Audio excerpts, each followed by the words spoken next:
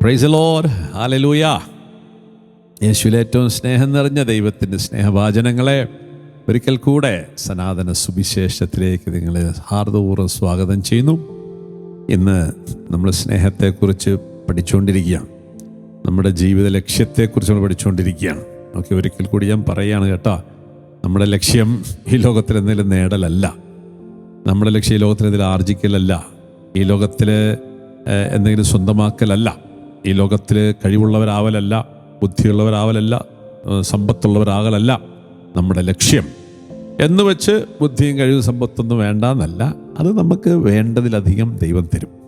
പക്ഷെ നമ്മുടെ ലക്ഷ്യം നമ്മൾ സ്നേഹത്തിൽ പൂർണ്ണത പ്രാപിക്കാം, ദൈവത്തിൽ എത്തിച്ചേരുക. ഓക്കെ, സ്വർഗം എന്ന് പറയുന്നത് ഒരു സ്ഥലമല്ല. പല മതങ്ങളിലും പറയുന്നത് പോലെ ഒരു സ്ഥലത്തെത്തിച്ചേരുന്നല്ല. നമ്മൾ ക്രിസ്ത്യാനി നമുക്ക് വളരെ ക്ലാരിറ്റി ഉണ്ട്. എന്താണ് സ്വർഗം എന്ന് പറയുന്നത്? ത്രിത്വൈക ദൈവത്തിലുള്ള ഐക്യമാണ്. യോഹന്നാൻ 17:3 പറയുന്നത് പോലെ ഏക സത്യദൈവത്തെയും അവിടുന്ന് അയച്ച യേശു ക്രിസ്തുവിനെയും അറിയുക. ആ ബന്ധത്തിലേക്ക് വരികയാണ് നിത്യജീവൻ. അപ്പം അതുകൊണ്ട് നമ്മുടെ ലക്ഷ്യം ഇതാണ്. അതുകൊണ്ട് ഈ ലക്ഷ്യങ്ങളെ ഇടയ്ക്കിടയ്ക്ക് നമ്മൾ ഓർക്കാം. കാരണം നമ്മളിന്ന് മുമ്പിൽ ലോകം ഇങ്ങനെ നമ്മുടെ അച്ചീവ്മെൻറ്റ്സിനെയും പ്രൊഡക്ടിവിറ്റീനെയൊക്കെ കുറിച്ച് ഇങ്ങനെ പറഞ്ഞുകൊണ്ടിരിക്കുന്ന ഒരു ലോകത്തിലാണ് നമ്മൾ ജീവിക്കുന്നത്. അപ്പോൾ നമുക്കൊരു ടെംപ്റ്റേഷനാണ്. ഏദൻ തോട്ടത്തിലെ ടെംപ്റ്റേഷൻ ഇന്ന് വളരെ ശക്തമായിട്ടുണ്ട്. എന്തെങ്കിലുമൊക്കെ ആയിത്തീരുക, എന്തെങ്കിലുമൊക്കെ നേടുക, ഇല്ലെങ്കിൽ നമ്മളെന്തോ ലോകത്തിൽ എന്തോ ഒരു മണ്ടന്മാരാണെന്നൊക്കെ തോന്നും.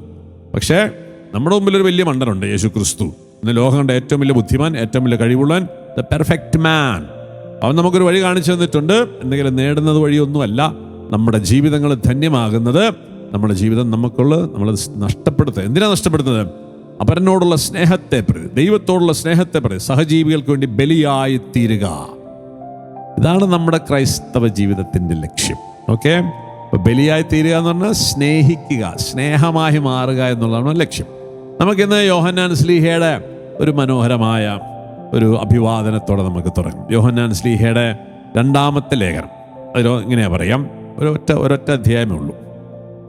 തെരഞ്ഞെടുക്കപ്പെട്ട മഹതിക്കും അവളുടെ മക്കൾക്കും സഭാശ്രേഷ്ഠൻ എഴുതുന്നത്, നമ്മിൽ വസിക്കുന്നതും എക്കാലവും നമ്മോടൊത്തുണ്ടായതുമായ സത്യത്തെ മുൻനിർത്തിയും സത്യത്തിൻ്റെ പേരിലും ഞാൻ നിങ്ങളെ സ്നേഹിക്കുന്നു. ഞാൻ മാത്രമല്ല, സത്യമറിയാവുന്നവരെല്ലാം നിങ്ങളെ സ്നേഹിക്കുന്നു. അപ്പോൾ യോഹന്നാൻ ശ്ലീഹയ്ക്ക് അവസാനത്തെ അപ്പസ്തോലനാണ്. അപ്പോൾ അന്ന് സഭയിൽ ബാക്കിയെല്ലാ അപ്പസ്തോലന്മാരും മരിച്ചു. ഈ അപ്പസ്തോലൻ മാത്രമേ ഉള്ളൂ. അദ്ദേഹം വളരെ ക്ലാരിറ്റിയോടെ എഴുതുകയാണ്. യോഹന്നാൻ ശ്ലീഹയുടെ എല്ലാ എഴുത്തും ഈ സ്നേഹത്തെക്കുറിച്ചുള്ളതാണ്. സ്നേഹത്തിൽ പൂർണ്ണത പ്രാപിക്കാം. അപ്പം അതുകൊണ്ട് സ്നേഹവും സത്യവും ഒന്നിച്ചു പോകുന്നൊരു ഘടകമാണ്. ഇന്ന് ലോകത്തിൽ സത്യം പ്രവർത്തിക്കുന്ന ആൾക്കാരുണ്ട്, പക്ഷെ അവരിൽ സ്നേഹമില്ല.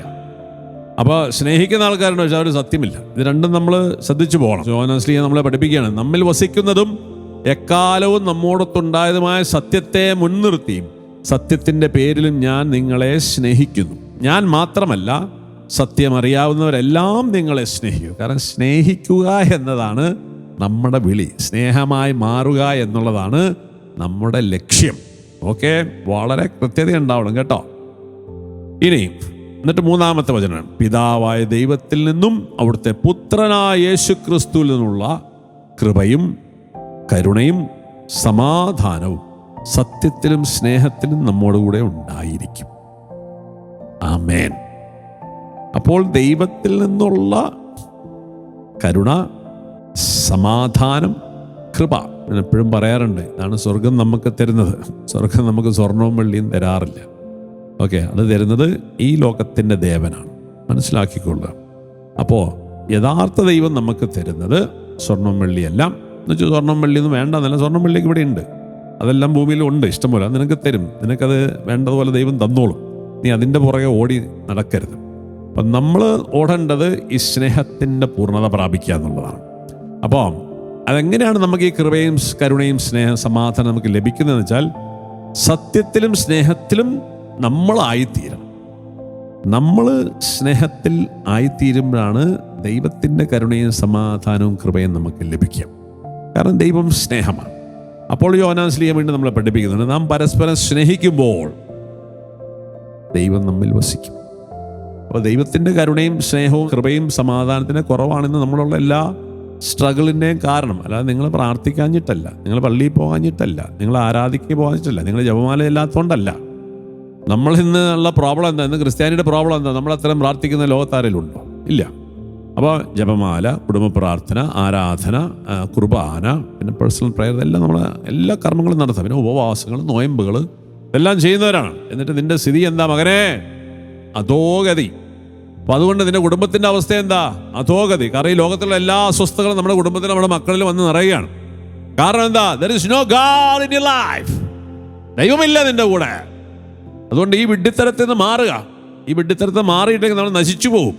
അതുകൊണ്ടാണ് ദൈവത്തെ നമ്മുടെ ജീവിതത്തിൽ കൊണ്ടുവരുന്നത്. നമ്മുടെ കുടുംബത്തിൽ തമ്പുരാനുണ്ടാകണം, അവൻ്റെ സാന്നിധ്യം ഉണ്ടാകണം. ചെങ്കടല മധ്യം ഉണ്ടായിരുന്ന സാന്നിധ്യം, സിംഹക്കുഴിയിലുണ്ടായിരുന്ന സാന്നിധ്യം, പൊട്ടക്കണലിലുണ്ടായിരുന്ന സാന്നിധ്യം, അഗ്നിയുടെ മധ്യം ഉണ്ടായിരുന്ന സാന്നിധ്യം, മരുഭൂമിയിലുണ്ടായിരുന്ന സാന്നിധ്യം ഇന്ന് നിന്റെ വീട്ടിലുണ്ടാവണം. അതിനുള്ള വഴിയാണ് കർത്താവ് നമ്മളെ തരുന്നത്. ഓക്കെ, അവൻ നമ്മുടെ കൂടെയുണ്ട്. പക്ഷെ അവൻ്റെ സാന്നിധ്യം നമുക്ക് നഷ്ടപ്പെടുന്നതുകൊണ്ടാണ് നമ്മുടെ കുടുംബത്തിലേക്ക് ഈ അസ്വസ്ഥതകൾ, ലോകത്തിൻ്റെ എല്ലാ തോന്നിമാസങ്ങളും കയറി വന്നുകൊണ്ടിരിക്കുകയാണ്. രോഗങ്ങൾ, ദുരിതങ്ങൾ, കഷ്ടപ്പാടുകൾ, ദാരിദ്ര്യം, പട്ടിണി, എന്താണ് ശാപങ്ങൾ, ദാമ്പത്യ പ്രശ്നങ്ങൾ, അല്ലേ, ഡിവോഴ്സ്, എല്ലാം. നമ്മുടെ മക്കൾക്ക് ബുദ്ധിയില്ല, കഴിവില്ല, സാമർഥ്യമില്ല, വിദ്യാഭ്യാസത്തിൽ വളരാൻ പറ്റും, എല്ലാം നാട് വിട്ട് പോയിക്കൊണ്ടിരിക്കുക. എന്തിനാണ് നാട് വിട്ടു പോകുന്നത്? നിനക്കിവിടെ ഏറ്റവും സമൃദ്ധമായി ജീവിക്കാൻ എല്ലാം നിന്റെ കർത്താവ് നിനക്ക് ഒരുക്കി തരും. മരുഭൂമിയിൽ 40 വർഷം ഒരു ജനത്തിന് സമൃദ്ധമായി തീറ്റിപ്പോറ്റ ഒരു ദൈവത്തിന് ഈ നാട്ടിൽ നിന്നെ തീറ്റിപ്പോറ്റാൻ പറ്റത്തില്ലേ? പക്ഷെ നമ്മുടെ മക്കൾക്ക് വിവേകമില്ല, ജ്ഞാനമില്ല. മാതാപിതാക്കൾക്ക് ജ്ഞാനം ഉണ്ടാകണ്ടേ? എല്ലാവരും മക്കളോട് പറയാൻ പറ്റുള്ളൂ. ഇങ്ങനെ പോവാ നമ്മൾ ഏതോ രാജ്യത്ത്. എന്തിനു വേണ്ടി പോകുന്നത്? നശിക്കാൻ വേണ്ടി പോവാണ്. അതുകൊണ്ട് ഒരുങ്ങുക. നമ്മൾ സ്നേഹത്തിൽ പൂർണ്ണത പ്രാപിക്കണം. ആ സ്നേഹം നമുക്ക് ലഭിക്കുന്നത് നമ്മൾ സത്യത്തിൽ വസിക്കുമ്പോഴാണ്.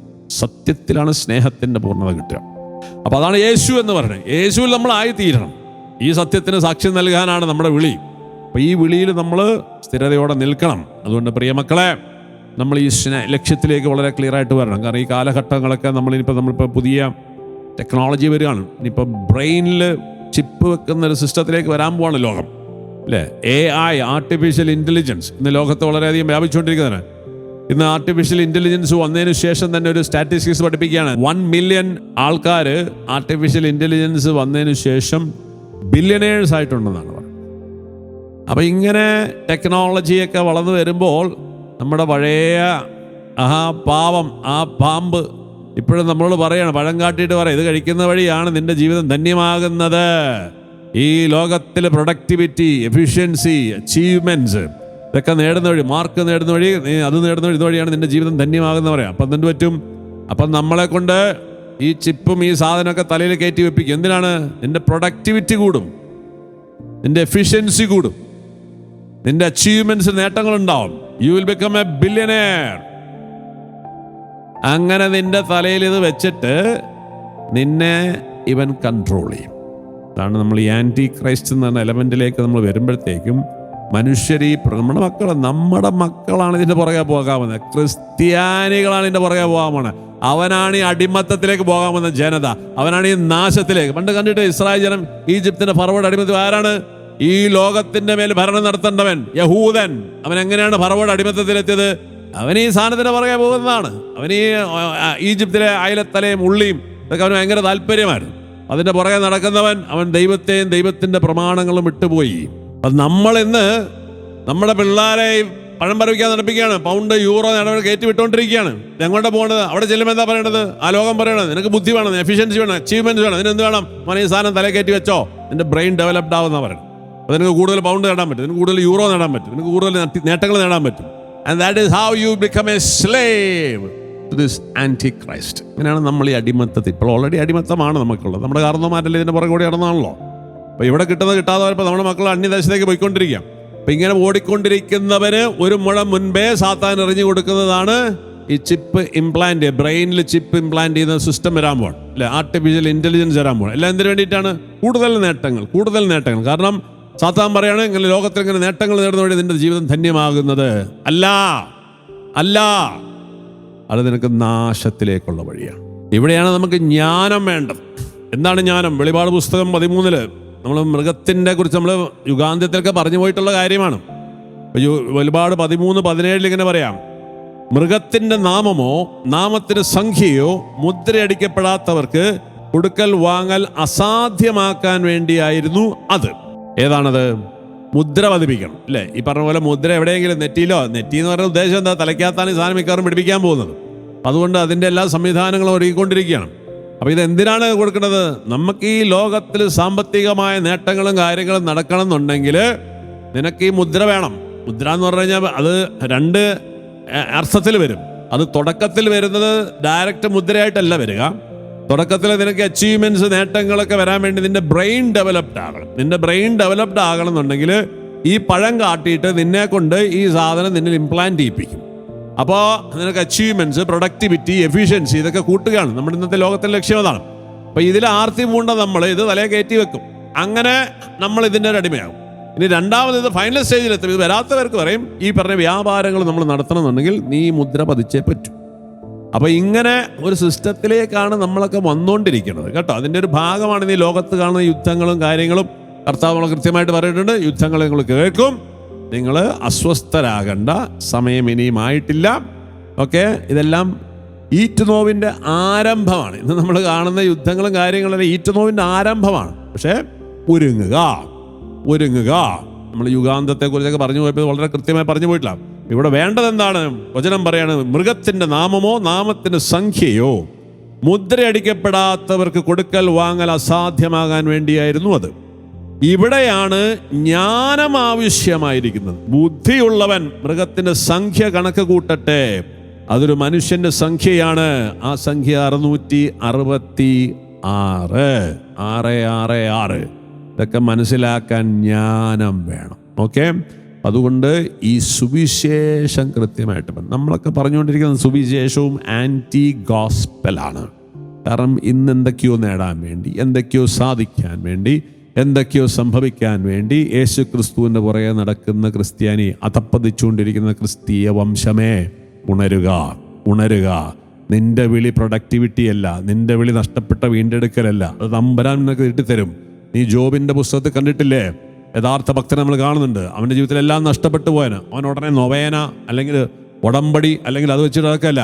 അവൻ പ്രാർത്ഥിക്കുകയാണ് അവൻ്റെ സഹോദരങ്ങൾക്ക് വേണ്ടി. അവനെ കുറ്റപ്പെടുത്തിയ, അവനെ ദ്രോഹിച്ച, അവനെ കളയായിക്കൊണ്ടിരുന്ന 3 സഹോദരങ്ങൾക്ക് വേണ്ടി ബലിയർപ്പിച്ചു. എന്താ ബലിയർപ്പിക്കുന്നത്?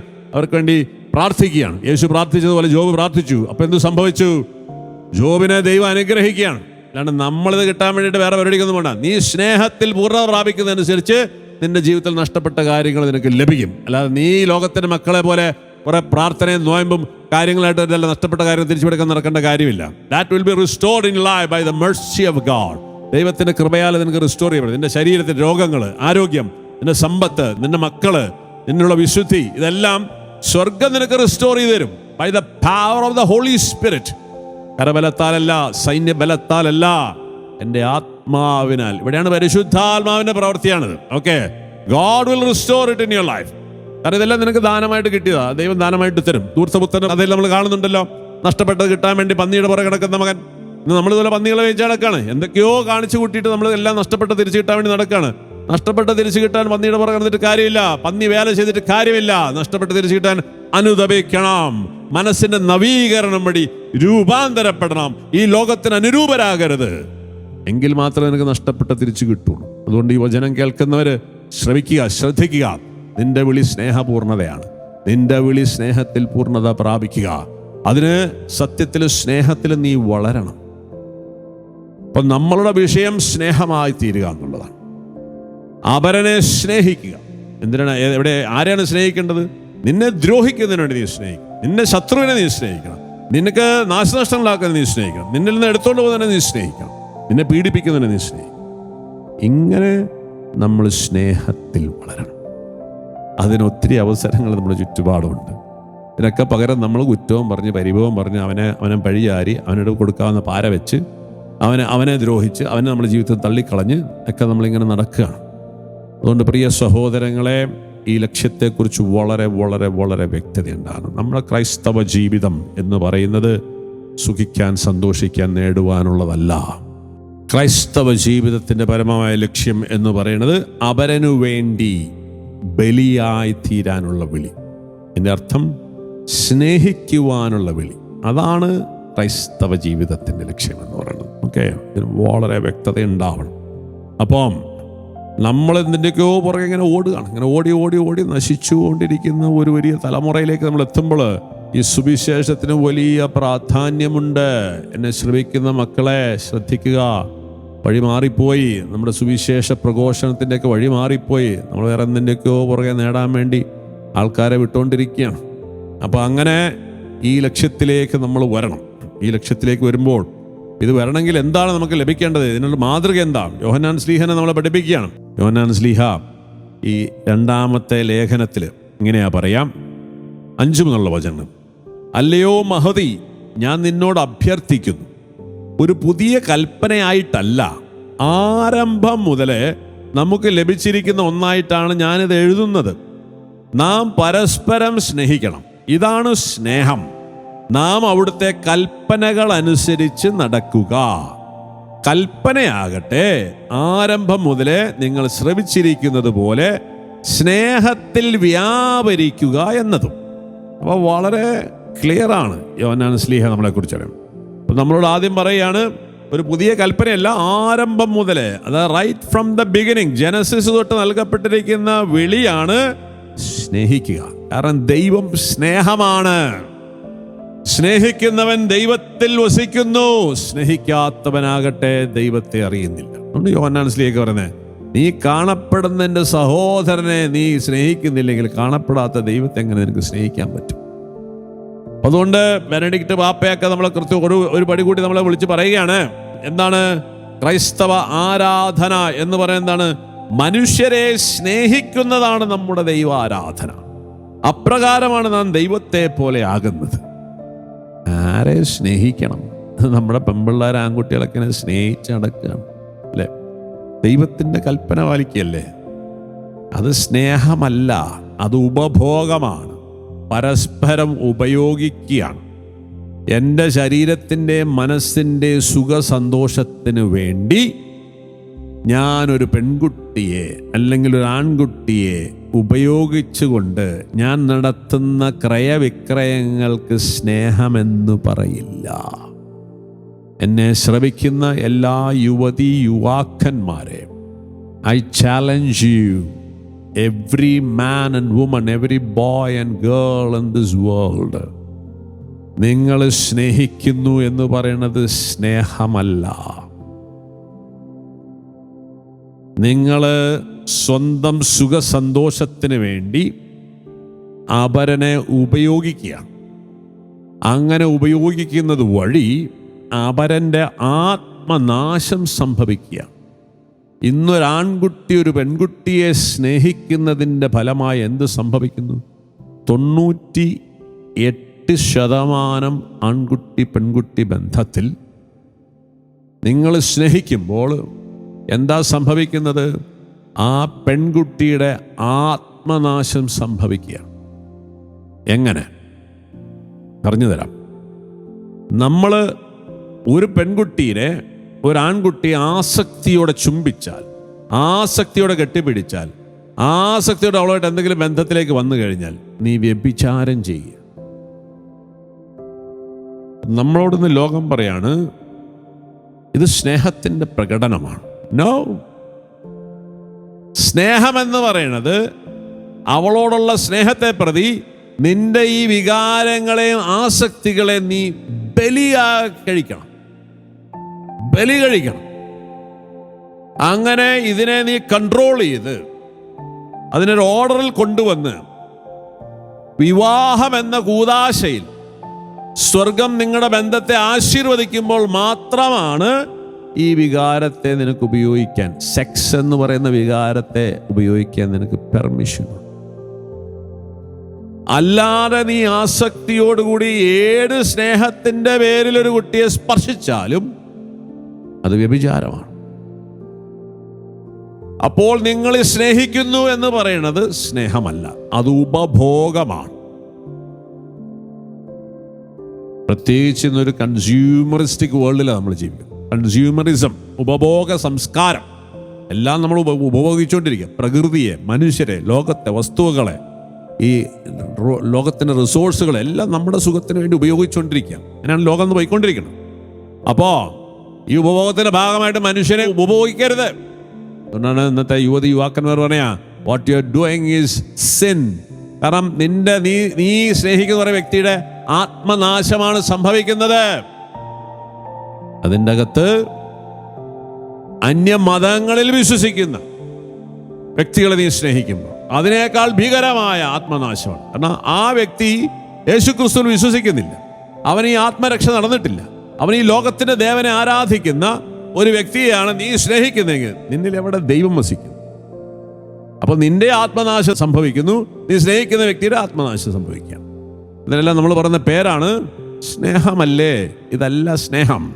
സ്നേഹം ബലിയായി മാറലാണ്. അപ്പൊ ഈ ബലിയാകാതെ നമ്മുടെ ആഗ്രഹങ്ങളും താല്പര്യങ്ങളും നമ്മുടെ വികാരങ്ങളും എല്ലാം നമ്മൾ എന്ത് ചെയ്യണം? ഒരു സാക്രിഫൈസ് ചെയ്യണം. എന്തിനു വേണ്ടി? ആ വ്യക്തിക്ക് വേണ്ടി. അതിങ്ങനെ പ്രകടിപ്പിച്ച് എന്തെങ്കിലും കാട്ടിക്കൊടുത്താൽ അവർ പ്രകടിപ്പിക്കും. അങ്ങനെ പ്രകടിപ്പിച്ച് നേടേണ്ടതല്ല ഈ ശരീര സുഖങ്ങൾ. ഇതിനൊരു സമയമുണ്ട്, അതിനൊരു ഒരു ഒരു ഒരു കുദാശയുണ്ട്. ആ കുദാശയിലൂടെയാണ് നമ്മൾ ഒന്നായി തീരേണ്ടത്. ആ സമയം വരെ നമ്മളിതിനെ ബലിയർപ്പിക്കണം. നമ്മുടെ വികാരങ്ങളെ നമ്മൾ കൺട്രോൾ ചെയ്ത്, അല്ലേ? നിങ്ങൾ ഈ പിയാനോവും ഗിറ്റാറൊക്കെ വായിക്കുന്നത് കണ്ടിട്ടുണ്ടാവും, അല്ലേ? ഇതിങ്ങനെ എല്ലാ കീസും കൂടി ഒരുമിച്ച് ഞെക്കിക്കഴിഞ്ഞാൽ അതിന് എന്തുണ്ടാവില്ല, അതിനൊരു ഭംഗി ഉണ്ടാവില്ല. അതിനൊരു റിതമുണ്ട്, അതിനൊരു കോഡുണ്ട്, അതിനൊരു സിസ്റ്റമുണ്ട്. അതിലൂടെ നമ്മൾ ആ റിതം അനുസരിച്ച് അല്ലെങ്കിൽ ആ സിസ്റ്റം അനുസരിച്ച് വായിച്ചാലാണ് മ്യൂസിക് ഇമ്പമുള്ളതായി മാറും. അല്ലെങ്കിൽ എല്ലാ കീയും കൂടി ഒരുമിച്ച് ഞെക്കിയാൽ ഒരു അരോചകമായ ശബ്ദം വരും എന്ന് പറയുന്നത് പോലെ തന്നെ സ്നേഹം എന്ന് പറയുമ്പോൾ നമ്മൾ നമ്മുടെ എതിർ സെക്സിനോട് കാണിക്കുന്ന സ്നേഹം എന്ന് പറയുന്ന വികാരം പ്രകടിപ്പിക്കണം. വന്ന ഉടനെ പ്രകടിപ്പിച്ച് കാണിക്കേണ്ട സാധനമല്ല. ഇതിനെ കൺട്രോൾ ചെയ്ത് ഒരു നല്ല പിയാനോ വായിക്കുന്നവൻ പ്രാക്ടീസ് ചെയ്ത് അവൻ്റെ കൈകളെ കൺട്രോൾ ചെയ്ത് കൊണ്ടുവന്ന് അത് ഏറ്റവും ഭംഗിയായ രീതിയിൽ വായിച്ചെടുക്കുന്നത് പോലെ ഈ സ്നേഹത്തെ നീ മെരുക്കിയെടുക്കണം. വികാരങ്ങളെ മെരുക്കിയെടുക്കണം. അതെടുത്തു കൊണ്ടുവന്ന് ഡിസിപ്ലിനിൽ കൊണ്ടുവന്ന് ഓർഡറിൽ കൊണ്ടുവന്ന് ദൈവം തരുന്ന സമയത്ത് കർത്താവിനോട് ചേർന്ന് ആശീർവാദം സ്വീകരിച്ചിട്ട് വേണം ഇതിനെ നമ്മൾ കൊടുക്കുവാനായിട്ട്. അപ്പോഴാണത് സ്നേഹമാകുള്ളൂ. അല്ലാതെ ഈ വികാരം വരുന്ന ഉടനെ അത് പ്രകടിപ്പിച്ച് അത് കിട്ടാൻ വേണ്ടി ഒരു ഐസ്ക്രീമോ ഒരു റോസാപ്പൂവോ ഒരു ഡ്രസ്സോ വാങ്ങിച്ചു കൊടുത്ത് അവളുടെ ശരീരത്തെ നീ മലിനമാക്കുമ്പോൾ അവളുടെ ആത്മനാശത്തിലേക്ക് അവളെ നയിക്കുകയാണ്. ഇന്ന് ലോകം വലിയ ശിക്ഷയിലേക്ക് പോകാൻ പോവുകയാണ്. ഫാത്തിമയിലെ മാതാവിൻ്റെ എല്ലാ സ്ഥലങ്ങളിലുള്ള പാരിഷ് എന്ന് പറയുന്ന എല്ലാ വെളിപ്പെടുത്തലുകളും ഒരു വലിയ കാര്യം പറയുന്നുണ്ട്. ലോകത്തിന് വലിയ ശിക്ഷ സംഭവിക്കുക. എന്താ ശിക്ഷ? സെക്ഷുവൽ സിൻ, ലൈംഗിക പാപം. ദൈവത്തിൻ്റെ ആലയങ്ങളെ സ്വന്തം സുഖസന്തോഷങ്ങൾക്ക് വേണ്ടി സ്നേഹത്തിൻ്റെ പേര് പറഞ്ഞ് പരസ്പരം ഉപഭോഗിച്ചു കൊണ്ടിരിക്കുന്ന ഈ തലമുറയ്ക്ക് വലിയ ശിക്ഷ വരാൻ പോവാണ്. ഈ ശിക്ഷ നമുക്ക് ലഭിക്കാതിരിക്കാൻ വേണ്ടിയിട്ടാണ് യേശുക്രിസ്തുവിൻ്റെ ശരീരം 39 ചൂരപടിക്കും അതിനുശേഷം 5420 ചാട്ടവാറടിക്കും അവൻ്റെ ശരീരം തകർക്കപ്പെടാൻ അനുവദിച്ചത്. ഈ ശിക്ഷ നിനക്ക് ലഭിക്കാതിരിക്കാൻ. ഇതിന് ഭയാനകമായ ശിക്ഷയുണ്ട്. ഈ വ്യഭിചാരം ചെയ്ത എല്ലാ മക്കളുടെ ജീവിതത്തിൽ നിങ്ങൾ നോക്കിക്കോ, നിനക്കൊരു ശിക്ഷ അതിൻ്റെ അകത്തുണ്ട്. നമ്മൾ ഈ ശിക്ഷ കിട്ടില്ല എന്ന് പറയുമ്പോൾ ശ്രദ്ധിക്കണം.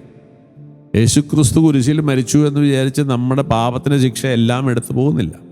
പാപത്തിൻ്റെ ശിക്ഷയുടെ ഒരു അംശം എന്നും നമ്മുടെ ജീവിതത്തിലുണ്ട്. അതെന്തിനുള്ളതാണ്? പരിപൂർണമായിട്ട് എല്ലാ ഫലങ്ങളും നീക്കപ്പെടുന്നില്ല. ആ ഫലം ഒരു പരിധി വരെ അവിടെ നിർത്തും. സഭ നമ്മളെ പഠിപ്പിക്കുകയാണ്, എല്ലാ പാപത്തിനും ഒരു പരിണിത ഫലമുണ്ട്. ആ ഫലം നിന്റെ ശരീരത്തിൽ നിലനിൽക്കും. പ്രത്യേകിച്ച് വ്യഭിചാരത്തിൻ്റെ ഫലം അത് നിന്നിൽ എന്നും നിലനിൽക്കും. എന്തിനാണ്? നീ അതിന് പ്രാശ്ചിത്തം ചെയ്ത് പരിഹാരം ചെയ്ത് നിന്റെ സുഹൃതപരമായ ജീവിതം വഴി മറ്റുള്ളവർ ആത്മരക്ഷയ്ക്ക് വേണ്ടി നീ പരിശ്രമിച്ച് നിന്റെ ജീവിതം മാറ്റിവെച്ച് നീ പരിഹാരം ചെയ്ത് ഈ ഫലത്തെ നീ വിശുദ്ധീകരിച്ചെടുക്കണം. അല്ലാതെ വെറുതെ യേശുക്രിസ്തു കുരിശിൽ മരിച്ചു എന്ന് പറഞ്ഞിട്ട് നിന്റെ പാപമെല്ലാം മാറത്തില്ല. അതുകൊണ്ട് ഈ വ്യഭിചാരം എല്ലാ പാപത്തിനും ശിക്ഷയുണ്ട്. എന്നാൽ ഇങ്ങനെ ഒരു മാനസാന്തര ജീവിതത്തിലേക്ക് മറ്റുള്ളവർ ആത്മരക്ഷയ്ക്ക് വേണ്ടി നമ്മുടെ ജീവിതം, നമ്മുടെ ശരീരം, ആത്മാവെല്ലാം നമ്മൾ പ്രയത്നിക്കുമ്പോൾ ഈ പാപത്തിന് ഫലമായി ഉണ്ടായിരുന്ന എല്ലാ കേടുപാടും നമ്മൾ മോചിക്കപ്പെടും. ഓക്കെ, അതുകൊണ്ട് ഓർത്തിരിക്കുക. അതുകൊണ്ട് ഇന്ന് നിങ്ങൾ ഈ രീതിയിൽ പല പണ്ട് കാലത്ത് പാപം ചെയ്തതിന് ശിക്ഷ ശരീരത്തിൽ അനുഭവിക്കുന്ന മക്കളുണ്ട്. എന്നുള്ള പരിഹാരം എത്രയേ ഉള്ളൂ. നിന്റെ ശരീരം കൊണ്ട് വ്യയം ചെയ്യുക, നിന്റെ ശരീരം കൊടുക്കുക. യേശു ക്രിസ്തു തന്റെ ശരീരം അർപ്പിച്ചതുപോലെ അവരൻ്റെ ആത്മരക്ഷയ്ക്ക് വേണ്ടി ഇട്ടുകൊടുക്കുക. നിന്റെ ശരീരം, നിന്റെ ശരീരത്തിൽ കിട്ടിയ സമ്പത്ത്, കഴിവുകളെല്ലാം ഇനി മുതലുള്ള കാലങ്ങളിൽ അവരൻ്റെ ആത്മരക്ഷയ്ക്ക് വേണ്ടി കൊടുക്കുക. നിന്റെ ശരീരം സ്റ്റോർ ചെയ്യപ്പെട്ടിരിക്കും. By his stripes you are healed. അവൻ്റെ മുറിവിനാൽ നിനക്ക് സൗഖ്യമുണ്ട്. ഈ സൗഖ്യം കിട്ടുന്നത് വെറുതെ പ്രാർത്ഥിച്ചാൽ കിട്ടില്ല. ഈ സൗഖ്യം കിട്ടണമെങ്കിൽ നീ അവരൻ്റെ ആത്മരക്ഷയ്ക്ക് വേണ്ടി നിന്റെ ശരീരം ബലിയായി നൽകാൻ തയ്യാറാവണം. അതുകൊണ്ട് പ്രിയ സഹോദരങ്ങളെ, ഈ പാപത്തിന് വലിയ ശിക്ഷ ലോകത്തിൽ വരാനിരിക്കുകയാണ്. മാരകമായ ശിക്ഷ വരാനിരിക്കുകയാണ്. എല്ലാ പാരൻസും, എല്ലാ മാതാവിൻ്റെ എല്ലാ പ്രത്യക്ഷീകരണത്തിലും പറയുന്ന ഇതാണ്. പ്രത്യേകിച്ച് ഫാത്തിമയിലെ 3-ാമത്തെ സന്ദേശം അതാണെന്ന് പറയുന്നത്. വലിയ ശിക്ഷ. വെളിപാട് പുസ്തകത്തിൽ 3-4 കുതിരകളെ പറയുന്നുണ്ട്. മഹാമാരികൾ, യുദ്ധങ്ങൾ, ഇതെല്ലാം വരുന്നത് ഇതിൻ്റെ ഭാഗമായിട്ട് വരികയാണ്. എന്താണ് കാരണം? വിചാരം. സ്നേഹത്തിൻ്റെ പേര് പറഞ്ഞ് ഉപയോഗിച്ചുകൊണ്ടിരിക്കുക, പരസ്പരം ഉപയോഗിച്ചുകൊണ്ടിരിക്കുക. എല്ലാ മക്കളും നശിക്കപ്പെടും, ശിക്ഷിക്കപ്പെടും. അത് ദൈവം കൊടുക്കുന്ന ശിക്ഷയല്ല. സൊദോം ഗമോറ നരിച്ച ദൈവം കൊടുത്ത ശിക്ഷയല്ല. സൊദോം ഗമോറ നശിക്കുന്നതിന് മുമ്പ് ദൈവം തമ്മിലാണ് ഇതിലുള്ള എല്ലാ മനുഷ്യരെയും രക്ഷിക്കാൻ ആഗ്രഹിച്ചത്. അതുകൊണ്ടാണ് ലോത്തിൻ്റെ വഴി ഒരു ദൂതനെ അയച്ച് ലോത്തിനെ കുടുംബത്തോടും പറഞ്ഞ് എല്ലാവരോടും പറയാം, മാനസാന്തരപ്പെട്ട് വരാൻ പറയാൻ വേണ്ടി പറഞ്ഞു. ആരും മാനസാന്തരപ്പെട്ടില്ല, അതുകൊണ്ട് ശിക്ഷിക്കപ്പെട്ടു. അതുകൊണ്ട് ദൈവം രക്ഷിക്കാൻ വരുന്നവനാണ്. വെള്ളപ്പൊക്കത്തിൻ്റെ കാലം വന്നപ്പോൾ ദൈവം തമ്പുരാൻ വെട്ടം പാപത്തിന്റെ ഫലമായി ലോകം നശിക്കാൻ പോവാണ്. ആ നശിക്കാൻ പോകുന്ന സമയപ്പം നോഹയോട് പറഞ്ഞു, നീ ഒരു വെട്ടമുണ്ടാക്കി എൻ്റെ മക്കളെല്ലാം രക്ഷിക്കണം. അവർ പറഞ്ഞു, നമ്മുടെ കൊച്ചി ഭാഷ പറയാൻ ബോടാപ്പേ എന്ന് പറഞ്ഞു അല്ലേ, എന്താണ് പറഞ്ഞത്? ഒന്ന് ബോടാപ്പേ എന്ന് പറയാം. അങ്ങനെ പോയി എല്ലാം വെള്ളത്തിൽ പോവുകയാണ്. അതേപോലെ അബ്രാഹത്തിന്റെ കാലഘട്ടത്തിലും നമ്മൾ കാണുന്നുണ്ട്. സൊദോം ഗമോറ നശിക്കാൻ പോകുമ്പോൾ അബ്രാഹത്തോട് പറയാം, നീ പ്രാർത്ഥിക്കേ, നശിക്കാണ്ടിരിക്കാൻ പ്രാർത്ഥിക്കാൻ പറയണം. അത് ഞാൻ എന്നെ രക്ഷിക്കാം, നീ പ്രാർത്ഥിച്ചാൽ ഞാൻ രക്ഷിക്കാം. കഴിഞ്ഞ നാളുകളിൽ വിശുദ്ധ ഫൗസ്തീനായോട് ദൈവം പറഞ്ഞു, പോളണ്ട് എന്നുള്ളൊരു നഗരം ഈ പല വലിയ നാശത്തിലേക്ക് ശിക്ഷ, ദൈവകോപം അല്ലെങ്കിൽ പാപത്തിന് ഫലം അനുഭവിക്കാൻ പോകുമ്പോൾ ഫൗസ്തീനോട് പറഞ്ഞു, നീ പ്രാർത്ഥിച്ചാൽ ഞാൻ ആ നഗരത്തിൽ. അങ്ങനെയാണ് ഈ ഡിവൈൻ മേഴ്സി ചാപ്പലറ്റ്, ദൈവകരുണയുടെ പ്രാർത്ഥന ഉണ്ടാകുന്നത്. അങ്ങനെ ഫൗസ്തീനയുടെ പ്രാർത്ഥന വഴി ആ ശിക്ഷയിൽ നിന്ന് പോളണ്ട് രക്ഷിക്കപ്പെടുകയാണ്. ഈ കാലഘട്ടത്തിൽ ക്രിസ്ത്യാനി നമ്മുടെ വിളി ഇതാണ്, മധ്യസ്ഥ പ്രാർത്ഥന. ഇതുപോലെ പ്രാർത്ഥനയും മധ്യസ്ഥവും നടത്തി ഈ ലോകത്തിൻ്റെ പാപത്തിന് പരിഹാരം ചെയ്യുക, പ്രാശ്ചിത്തം ചെയ്യുക. ഇതാണ് നമ്മുടെ വിളി. നമുക്ക് മാത്രമേ പറ്റുള്ളൂ. വേറെ ലോകത്തിലെ ഏത് മതത്തിലാണ് പ്രാശ്ചിത്തം കിടക്കുന്നത്? ഏത് ലോകത്തിലാണ് മധ്യസ്ഥ പ്രാർത്ഥന ഉള്ളത്? ഒരു മതത്തിലും മധ്യസ്ഥ പ്രാർത്ഥനയില്ല. മാധ്യസ്ഥ പ്രാർത്ഥന യേശു ക്രിസ്തുവിൻ്റെ പ്രാർത്ഥനയാണ്. അവൻ്റെ മാധ്യസ്ഥത്തിൽ നമ്മൾ ഭാഗഭാഗമാണ്. അങ്ങനെ നമ്മൾ പ്രാർത്ഥിക്കുമ്പോൾ ദൈവം കരുണ കാണിക്കും, ഇല്ലെങ്കിൽ നശിച്ചു പോവും, തീർന്നു പോവും. അതുകൊണ്ട് സ്വാഭാവികമായിട്ട് സംഭവിക്കും, പക്ഷേ നമ്മൾ പ്രാർത്ഥിക്കണം. അതുകൊണ്ട് പ്രിയ സഹോദരങ്ങളെ, നമ്മുടെ ലക്ഷ്യത്തെക്കുറിച്ച് വളരെ കൃത്യമുണ്ടായി. ഈ അവസാന കാലഘട്ടങ്ങളിൽ ഈ ദൈവിക ജ്ഞാനം നിനക്കുണ്ടാണ്. ആൻറ്റി ക്രൈസ്റ്റിൻ്റെ കാലഘട്ടം വന്നുകൊണ്ടിരിക്കുകയാണ്. അവൻ്റെ പ്രലോഭനം ഇന്ന് ഓൾറെഡി പ്രവർത്തിച്ചുകൊണ്ടിരിക്കുകയാണ്. ഇതിലൊന്നും നമ്മുടെ മക്കൾ നമ്മൾ വീഴാതിരിക്കാൻ നമ്മുടെ ലക്ഷ്യത്തെക്കുറിച്ച് വ്യക്തതയുണ്ടാകണം, കൃത്യതയുണ്ടാകണം. നമ്മുടെ വിളി എന്താ? യേശുവിന് സാക്ഷിയാകുക, സത്യത്തിന് സാക്ഷ്യം നൽകുക. സത്യമാരാണ്? Jesus is the only truth. I am the truth. I am the truth. ഞാനാണ് ആ സത്യം. ഓക്കെ, ആ സത്യത്തിന് സാക്ഷ്യം നൽകാൻ വിളിക്കപ്പെട്ടവരാണ്. എങ്ങനെയാ സത്യത്തിന് സാക്ഷ്യം നൽകുക? സത്യത്തിന് സാക്ഷ്യം നൽകുന്നത് സ്നേഹത്തിന് സാക്ഷിയാവുക. സ്നേഹിക്കുന്നത് വഴിയാണ് നമ്മൾ സാക്ഷിയാകുന്നത്.